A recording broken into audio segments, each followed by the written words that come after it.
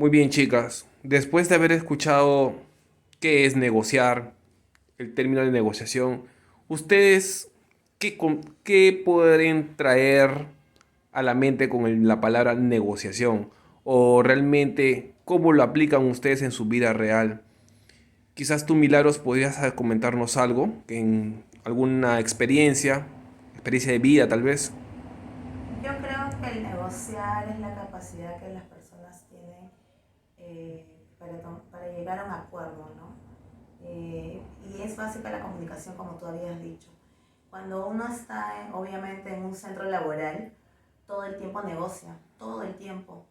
Y sobre todo si trabajas en equipo, ¿no? Entonces es básico la comunicación para lograr que se pueda obtener el objetivo que tú requieres, necesitas, ¿no? Para que tengas un producto favorable.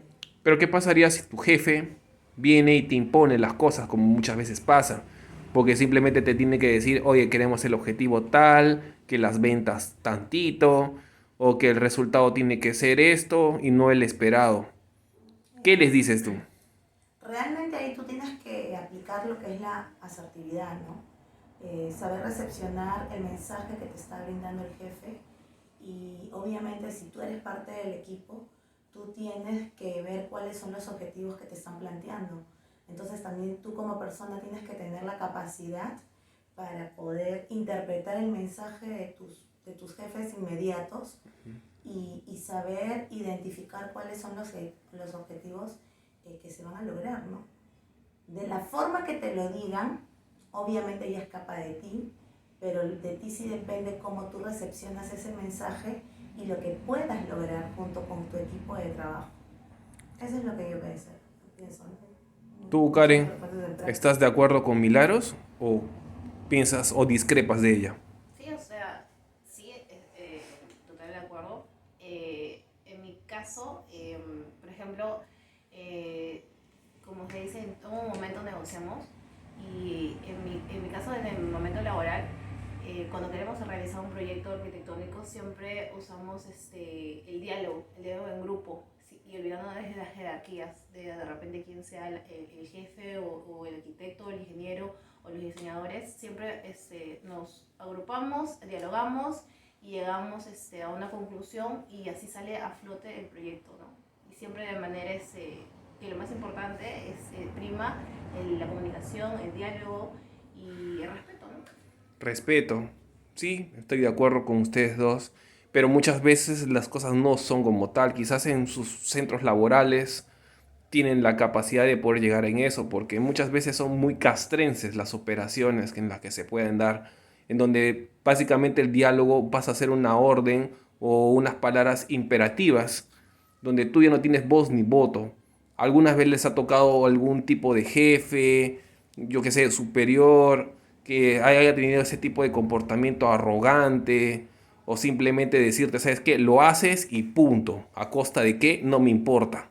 Bueno, gracias a Dios no me ha pasado, pero creo que siempre partimos de, hay unas pautas, ¿no? Para poder llegar a llevar a cabo el proyecto, ¿no? Entonces siempre tenemos unas partidas y desde ahí comenzamos, ¿no? Y siempre creo que prima siempre el respeto. De repente por ahí, de repente ha pasado que puede haber alguien que quiera dominar la situación o de repente decirlo de una manera tosca, pero creo que siempre es importante, como le decía Milagros, es cómo tú lo recibas, ¿no? Cómo tú lo recibes y tú cómo haces que la otra persona entienda que hay formas también de decir las cosas, ¿no? Entonces, para mí eso sí es importante. ¿Algo más que quisieras acotar, Milagros? Claro, o sea, en este mundo vas a encontrar todo tipo de personas, todo tipo. Sin embargo, ahora que toda la realidad está cambiando, también conocemos lo que es el liderazgo positivo, ¿no? Y hay ciertas conductas que te ayudan a ti a identificar ese liderazgo y ayudas también a las personas a cambiar esa mentalidad, como tú dices, tan parametrada, con un lenguaje muy tosco para acercarse a las personas, ¿no? Ujú. Entonces muchas veces tú también tienes que enseñarle a las personas de repente cómo poderse comunicar, ¿no? También puedes poner tus pautas de la mejor manera para que la otra persona entienda que lo puede decir de otra forma sin ofender al resto, ¿no? Y si cambia su actitud, obviamente va a tener mejores resultados.